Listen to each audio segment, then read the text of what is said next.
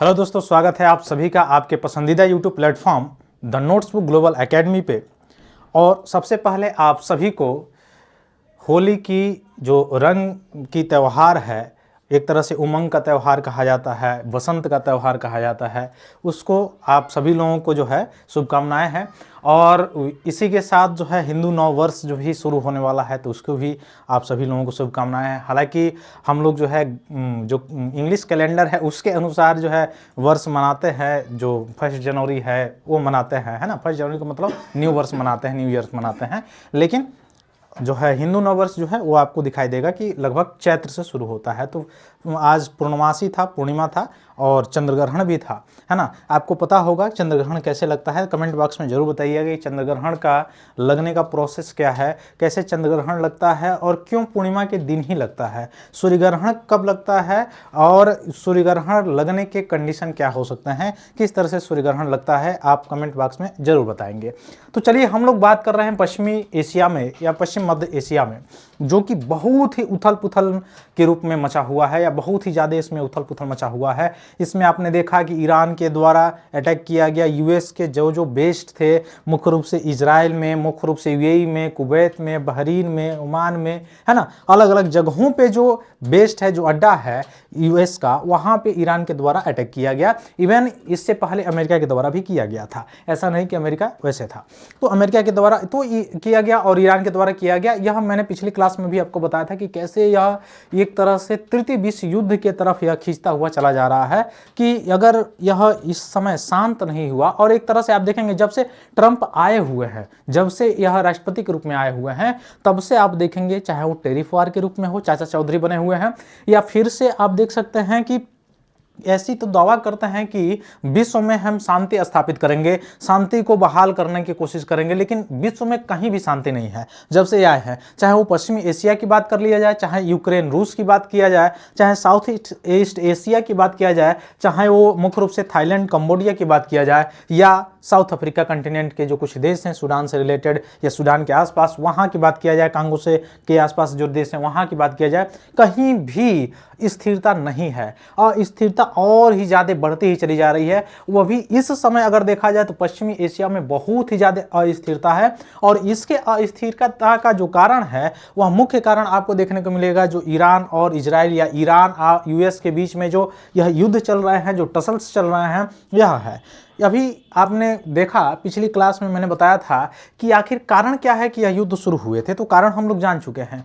अभी आपको यह भी पता होना चाहिए कि यह जो यूएस है वह नाटो का मेंबर है ना, यानी North Atlantic Treaty of Organization का, नॉर्थ अटलांटिक ट्रीटी ऑर्गेनाइजेशन का यह मेंबर है नाटो का। अब आप बोलेंगे तो इसमें क्या बड़ी बात है, नाटो का ऑर्गेनाइजेशन का है या नाटो का ये मेंबर है, तो इसमें बड़ी बात यह है कि नाटो का आर्टिकल 5 साफ साफ कहता है कि अगर नाटो के किसी भी देश पे, किसी देश की संप्रभुता पे या किसी देश पे अगर अटैक किया जाता है तो नाटो के पूरे सदस्यों पे अटैक माना जाएगा। अब उस स्थिति में जितने भी इसके सदस्य हैं वह युद्ध में शामिल हो जाते हैं। जैसे आपको पता है कि नाटो में अभी फिलहाल में 32वां जो देश जुड़ा है वह फिनलैंड जुड़ा है, तो नाटो में फिलहाल अभी 32 देशों का ग्रुप है। यही नाटो है जो शुरुआत हुआ यूक्रेन और रूस के युद्ध जो है युद्ध के रूप में। आपको पता होगा कि यूक्रेन जो है यह नाटो में शामिल होना चाहता था और इसी के संदर्भ में यह देखा गया कि रूस और यूक्रेन युद्ध जो 2022 से शुरू हुआ और अभी तक थमने का नाम नहीं ले रहा है, उसके बावजूद आपको यह भी दिखाई देगा कि यही नाटो है जो यूक्रेन को लालच तो देता है, बढ़ावा तो देता है ताकि रसिया को रोका जाए, लेकिन उसको अभी तक शामिल नहीं किया। उसके बाद में आने वाले बहुत सारे देशों को शामिल कर लिया गया नाटो में, लेकिन उसको शामिल नहीं किया गया। अगर नाटो उसमें शामिल, अगर नाटो में वह यूक्रेन शामिल होता तो रसिया और यूक्रेन का जो युद्ध जो होता उसका डायमेंशन कुछ और भी और तरह से भी होता, लेकिन यह चीजें हैं। दूसरी चीज आपको दिखाई देगा कि जो वेस्ट हमेशा युद्ध के बारे में, शांति स्थापित करने के बारे में बात करता है, या जैसे अमेरिका जैसे देश हमेशा शांति स्थापित करने की बातें फेंकता है, वह कहीं भी आपको विश्व में दिखाई देता हुआ नजर नहीं आएगा। चाहे वो पश्चिमी एशिया में देख सकते हैं, चाहे वर्ल्ड के किसी भी कोने में आप देखेंगे, वह स्थिरता जो है आपको नजर नहीं दिखाई देगी, है ना। वो भी यूएस के जो प्रेसिडेंट है उनके बयानबाजी के रूप में अगर आप देखेंगे तो इनकी बयानबाजी ऑलरेडी पहले से ही इनकी बयानबाजी आपको दिखाई देगी कि एक अलग ही तरह से चल रही है, एक अलग तरह से ही, चाहे वो टेरिफ वार में आपने देखा होगा, चाहे वह किसी देश से आप किस देश से आयात करना चाहते हैं, किससे नहीं कर सकते हैं, किससे कर सकते हैं, सबके चाचा चौधरी बने हुए हैं, है ना, जब से आया हुआ है। हालांकि वहां की सुप्रीम कोर्ट के द्वारा भी जो निर्णय दिए गए उस निर्णय के खिलाफ भी जाके ट्रंप के द्वारा ये सारी चीजें की जा रही है अभी भी। तो ट्रंप की जो नीति है वह से आपको एक चीज तो समझ में आ गई होगी कि जिस नोबेल पुरस्कार के लिए बहुत उतावले थे, जिस नोबेल पुरस्कार के लिए बहुत ज्यादा बेचैन थे, आखिर क्यों 2025 का नोबेल का पुरस्कार इनको नहीं मिला। कुछ तो कारण रहा होगा। तो कारण आपको साफ साफ दिखाई दे रहा है कि कितने शांति स्थापित करना चाहते हैं जिसके कारण इनको नोबेल का प्राइज मिल जाए, है ना। वो अलग बात है कि आखिर ये नोबेल प्राइज जो शांति का है वो खरीद ही लिया किसी तरह से, तो खरीदने में और जो मिलना है उसमें बहुत अंतर होता है। इंस्टीट्यूशंस के द्वारा दिया तो नहीं गया इसके द्वारा, है ना, इसके पास। फिर उसके बाद से वेनेजुएला में जो चीज देखा गया, वो भी आप कोई भी ऐसा विश्व का कोई व्यक्ति नहीं है जो जीता जागता नहीं देखा होगा इस सारी चीजों को, जो न्यूज पे भी आपने खबर देखा होगा वेनेजुएला के साथ कैसे किया गया। इवन यहाँ ईरान में भी ऐसे ही डोमिनेंस बनाना चाहता था, ईरान को बार बार कह रहा था कि उसके अंडर में आ जाए, उसके बातों को माने, वैसे सारी चीजें करें ईरान। लेकिन ईरान का जो मुख्य जो लीडर था, जो अभी आपको दिखाई देगा कि इस युद्ध में जो मारा गया लगभग, है ना, लगभग, या मतलब वहाँ की मीडिया पुष्टि भी की है कि हाँ वहाँ के जो ईरान के मुख्य लीडर है, जो नेता है, वो मारे गए पहले दिन के जो युद्ध हुआ था उसी में। यह क्या करना चाहता है? इससे पहले आपने देखा होगा कि वहाँ के लोगों को थोड़ा सा प्रोटेस्ट के लिए, हालांकि वहाँ पे प्रोटेस्ट हो रहा था ईरान में, और उन प्रोटेस्टर्स को और भी बढ़ावा देने के लिए स्टेटमेंट मुख्य रूप से यूएस के प्रेसिडेंट के द्वारा आता है, और भी वहाँ पे प्रोटेस्टर्स जो है उनकी आत्म जो है शक्ति बढ़ती है और वहाँ पे प्रोटेस्ट होता है। इवन इस युद्ध के समय में भी ये सारी चीज़ें कही जा रही है बार बार कि जो प्रोटेस्ट कर रहे थे, जो अपने आप को स्वतंत्र कराना चाहते थे, अपने देश को स्वतंत्र करना चाहते थे, उन लोगों के लिए जो है अच्छा मौका है, वो आगे आए और बिल्कुल यह मुख्य रूप से ये कार्य करें।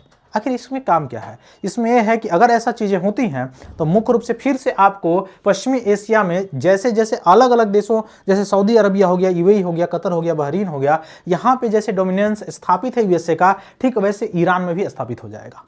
अब इसमें स्थापित हो जाएगा तो फिर यही चीज होगा कि पूरे विश्व का जो चाचा चौधरी बना रहना चाहता है यूएसए, वैसे बना रहेगा, उसको कोई नहीं हटा सकता है। अब आने वाले समय में इसका बहुत बड़ा इंपैक्ट पड़ेगा। अभी आप देखेंगे महंगाई आसमान छूना शुरू करेगी। क्यों शुरू करेगी? क्योंकि जितनी भी चीजें आती हैं जाती हैं, उसका वस्तु का मूल्य भी जो है डिपेंडेबल करता है ट्रांसपोर्टेशन पे, परिवहन पे, और परिवहन जो होता है वो तेल से होता है, और कच्चे तेल जो है उनका रेट बढ़ेंगे। क्यों कच्चे तेलों का रेट बढ़ेगा? उसका कारण है कि हार्मुज जो जल संधि है, जो हार्मुज जल संधि आपको पता होगा फारस की खाड़ी से ओमान की खाड़ी को जोड़ने का काम करता है, जिसमें सबसे ज्यादा व्यापार होता है जिस मार्ग से, उस व्यापार को ईरान के द्वारा बंद कर दिया गया है। अब उस मार्ग को बंद करने से, अवरुद्ध कर देने से क्या हुआ? उस मार्ग को अवरुद्ध करने से पूरे वर्ल्ड लेवल पे इसके जो ट्रांसपोर्टेशन है या इसका मुख्य रूप से वस्तुओं का जो आयात निर्यात है उस पर भी प्रभाव पड़ेगा। अब इसके सप्लाई श्रृंखला जो है, जैसे बहुत सारे ऐसे देश हैं जो अपनी सप्लाई श्रृंखला बंद कर दिए हैं इस समय युद्ध की स्थिति के कारण, तो यह सप्लाई जब चेन बंद रहेगा या जो उत्पादन है वो नहीं होगा तो सीधे सीधे उसका कॉस्ट जो है बढ़ जाएगा। अब इसका जब कॉस्ट बढ़ेगा, आसमान छुएगा, तो सीधे सीधे इंपैक्ट किस पे पड़ेगा? जो ट्रांसपोर्टेशन कॉस्ट लगता है उस पे इंपैक्ट पड़ेगा, और वह अल्टीमेटली रूप से आपको दिखाई देगा कि आने वाली जो वस्तुएं हैं उन वस्तुओं पर भी इंपैक्ट पड़ेगा, वह वस्तुओं में भी महंगाई या उछाल आएंगी, जैसे शेयर मार्केट में भी आपको दिखाई दिया। तो यह मुख्य रूप से इसका जो एजेंडा है, यह या भूरे बाल वाले जो फूफा जी हैं, है ना, या किसी भी मतलब किसी की भी शादी हो फूफा जी बन के जाएंगे, जरूर जाएंगे। तो ऐसा नहीं कि मुख्य रूप से, जैसे मैंने पिछली क्लास में बताया था कि कैसे होना चाहिए, कैसे भारत की पॉलिसी, भारत जो है न्यूट्रल रहता है, शुरू से ही भारत की यही पॉलिसी रही है कि हम मुख्य रूप से क्या काम करेंगे, तो हम मुख्य रूप से यही काम करेंगे कि हम स्थापित करना चाहते हैं शांति हर जगह। लेकिन चिंता के विषय ये है कि यही यूएस है जो कि समय अभी हाल ऑलरेडी दिया हुआ है। आप देख सकते हैं प्रेसिडेंट जो यूएस के हैं उसने बताया है कि ईरान का जो मुख्य रूप से जो युद्ध चल रहा है ईरान और यूएसए में, यह इसका जो है समय भी दिया गया है, वह समय दिया गया है और निर्धारित समय किया गया है लगभग 4 से 5 वीक का। उसके बाद से ये बताया गया है कि 4 से 5 वीक में अगर ऐसा चीजें नहीं होती है तो नाटो जो है ज्वाइन करे, नाटो जो है इस युद्ध को ज्वाइन करे। नाटो इस युद्ध को ज्वाइन करेगा तो इसका मतलब ये हो गया कि अमेरिका के साथ साथ जो 32 कंट्री का जो ग्रुप है नाटो का वह साथ देगा इसके आर्टिकल 5 के अनुसार। अब साथ देगा तो क्या होगा, अब ईरान अकेला है तो इस पर क्या पड़ेगा, और ज्यादा इंपैक्ट पड़ेगा, है ना। तो वहां पे जो प्रोटेस्ट कर रहे थे उनकी भी एक अलग कहानी है, उस दृष्टिकोण से मैंने पिछली क्लास में आपको वो सारी चीजें बताई हैं। लेकिन आज वाला ये जो दृष्टिकोण है, क्या आपको ये चीज एक यह दृष्टिकोण नहीं दिखाई दे रहा है कि यह अमेरिका अपने आप को चाचा चौधरी रहा देना या रहना हमेशा के लिए यह प्रूव करने की कोशिश कर रहा है।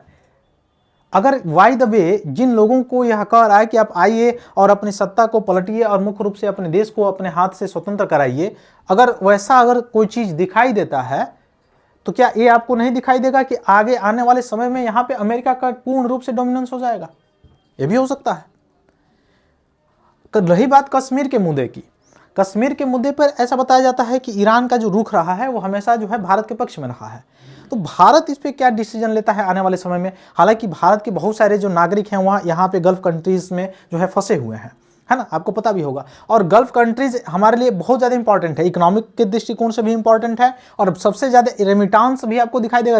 रेमिटांस के नज़रिए से भी आप देखेंगे तो बहुत सारे रेमिटांस जो है यहाँ पे आते हैं। भारत के लोग जो है या भारत के जो श्रमिक संघ है, एक तरह से श्रमिक जो ग्रुप है, वो वहाँ पे बहुत ज़्यादा लोग जो है जाके काम करते हैं, वहाँ से रेमिटेंस हमारे देश में आता है।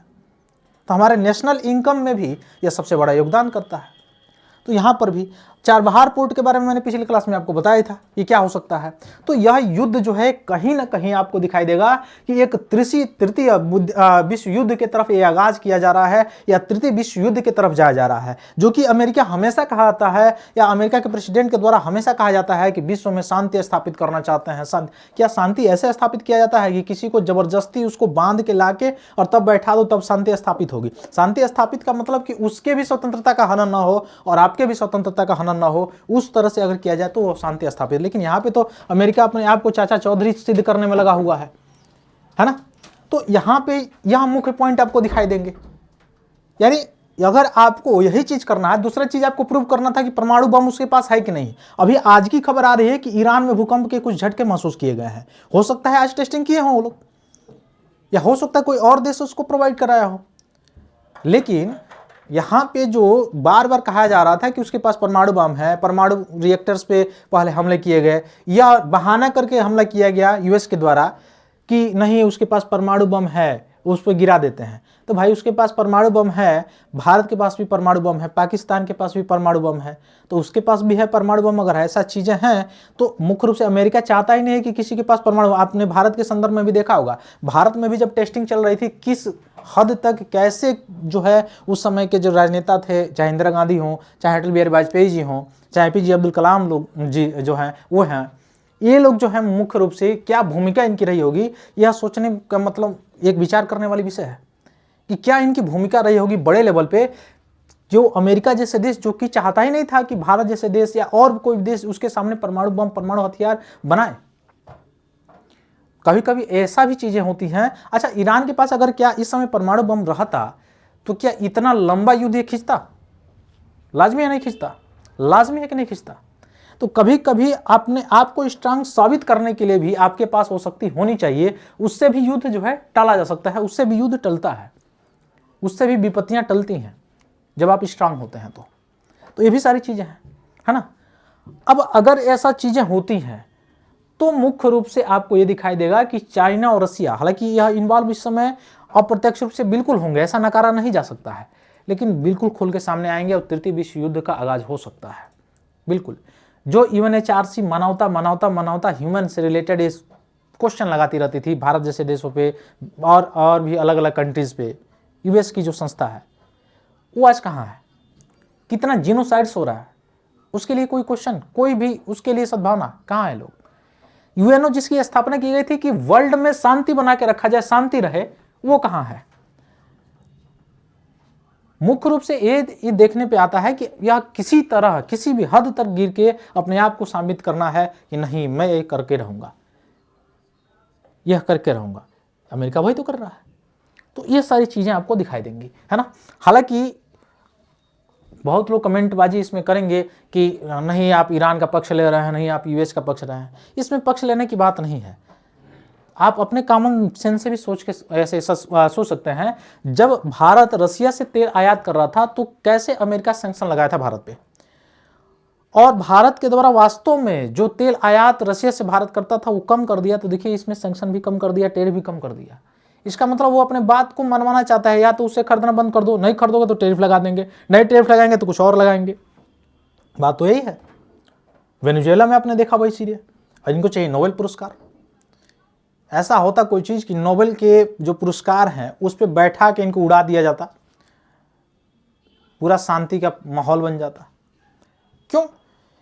केवल मैं युद्ध को लेकर नहीं कह रहा हूं, आप इकोनॉमिक में देखिए, आप मुख्य रूप से ट्रेड में देखिए, कोई भी ऐसा चीज नहीं हो जब से डोनाल्ड ट्रम्प आए हैं, ट्रम्प मैं इसीलिए कहता हूं इनको, तब से विश्व में अस्थिरता ना बढ़ी हो। जब से ये बंदा आया तब से अस्थिरता और बड़े लेवल पे बढ़ चुकी है। शांति कराने की तो अलग बात है, शांति का ये जो दावा करता है कि मैंने भारत पाकिस्तान को शांत कराया, नहीं तो दोनों एक कर दिए होते, वो कर दिए होते, आपको पता ही है ना। ईरान में आप क्या कर रहे हैं?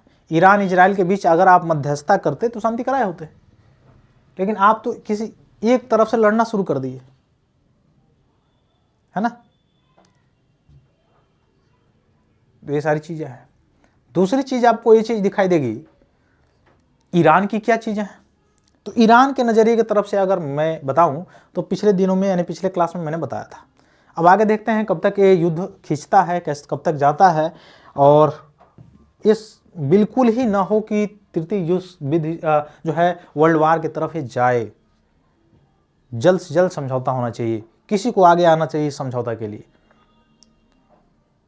युद्ध दो देशों में होता है, लेकिन सबसे बड़ी संख्या में अगर किसी का नुकसान होता है तो मानवता है। जो मानवता का नुकसान हो जाता है दोबारा कभी आता नहीं है। आपने जापान में देखा होगा, जो मानवता वहां चली गई वह उस जगह पे आज तक भी नहीं आई। तो दो देशों के बीच युद्ध तो होता है, लेकिन उसमें बहुत सारी संस्कृतियों के बीच भी होता है, बहुत सारी चीजें उसमें होती हैं। तो बिल्कुल यह कभी नहीं कोई चाहेगा कि थर्ड वर्ल्ड वार हो और पूरे विश्व में फिर मंदी या और भी सारी चीज़ें यहाँ स्पष्ट रूप से नज़र आते हुए नज़र आए, और बहुत बड़े लेवल पे जो जीनोसाइड्स है या मुख्य रूप से जो ह्यूमैनिटी है इसको कहीं ना कहीं खतरा पहुँचे, ये कोई नहीं चाहेगा। यूएस की तो जो बात है वो सबके सामने है, किसी को बताने की बात नहीं है यूएस कैसे है और क्या है ना। अभी से चाहे कभी से, मैं यहाँ पे ये भी नहीं कहूँगा कि चाइना इसके लिए बहुत अच्छा है, यहाँ पे चाइना आ जाए, नहीं। जो भारत की पॉलिसी है वही है, लेकिन भारत को भी या भारत की जो पॉलिसी है उसमें आपको ये चीज़ें तो नज़र जरूर आनी है, मतलब आती होगी, या ये जरूर बताना है कि हाँ हम न्यूट्रल हैं तो किस मद पे न्यूट्रल हैं, ये चीज़ डिफाइन करना चाहिए कि किस पॉइंट पे हम न्यूट्रल रह सकते हैं और किस पॉइंट पे हम किसके साथ और कैसे रह सकते हैं। आने वाले समय में बहुत ज़्यादा इम्पैक्ट करने वाला है यह युद्ध, जो है बहुत बड़े लेवल पे इम्पैक्ट करने वाला है, ठीक ना। तो नाटो क्या है? एक 32 देशों का संगठन है जिसमें 32 देश हैं लगभग, है ना, जिसमें से अमेरिका भी है, आपको कनाडा भी दिखाई दे देगा, है ना। यहाँ से Estonia, Bulgaria, Lithuania, Latvia, Romania, Slovenia, है ना, स्लोवानिया हो गया, स्लोवाकिया हो गया, अल्बेनिया हो गया, क्रोएशिया हो गया, मोन्टेरियागो हो गया, नॉर्थ मैसेडोनिया हो गया, फिनलैंड, स्वीडन, अभी स्वीडन सबसे लेटेस्ट जुड़ा हुआ है 2024 में 32वां के रूप में, स्पेन हो गया, क्रोएशिया हो गया, हंगरी, पोलैंड हो गया, जर्मनी हो गया, ग्रीस हो गया, तुर्की हो गया, है ना। फाउंडिंग मेंबर इसके 12 थे, 1949 में बना हुआ था। बेल्जियम था, लग्जमबर्ग, कनाडा, नीदरलैंड और डेनमार्क, नॉर्वे, फ्रांस, पुर्तगाल, आइसलैंड, यूनाइटेड किंगडम, इटली और यूएस मिलके बनाए थे ग्रुप। और 1949 में 4 अप्रैल 1949 को ये बना था, 12 फाउंडिंग मेंबर थे, है ना। उसके बाद से स्प्रेड हुआ, और इसका आर्टिकल 5 जो है मैंने बताया है आपको, आर्टिकल 5 इसका डायरेक्ट कहता है कि किसी भी, यही आर्टिकल 5 इसका, provide that if A NATO ally is the victim of N armed attack, अगर आर्म अटैक के नाटो के किसी एक भी कंट्री पे किया जाता है तो इन सभी देशों पे अटैक माना जाएगा, और उस तरह से ये सभी देश आपस में आके उसका साथ देके फिर मुख्य रूप से ये काम कर सकते हैं, यानी सभी देशों पे मुख्य रूप से अटैक माना जाएगा। तो यह इसका आर्टिकल 5 है। इसका हेडक्वार्टर अगर बात किया जाए तो ब्रुसेल्स में है, बेल्जियम में है नाटो का, है ना। तो ये सारी चीज़ें हैं। फिर आगे देखते हैं हम लोग क्या होता है ना। तो फिर मिलते हैं हम लोग अपनी अगली क्लास में। आपकी क्या राय है कमेंट में जरूर बताइएगा। फिर मिलेंगे हम लोग अपनी अगली क्लास में, तब तक के लिए बहुत बहुत धन्यवाद दोस्तों। जय हिंद।